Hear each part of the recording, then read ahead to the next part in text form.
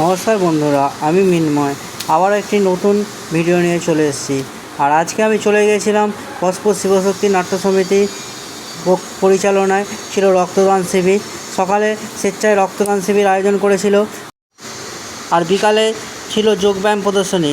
যেহেতু শনিবার যোগা ডে গেছে, তাই বিকালে আয়োজন হয়েছিল যোগব্যায়াম প্রদর্শনী। আর সেই প্রদর্শনীতেই অংশ নিয়েছিল স্বর্ণালী কামরুই। আমাদেরই পাশের পাড়ায় একটা দাদার মেয়ে, ভাইজি হবে।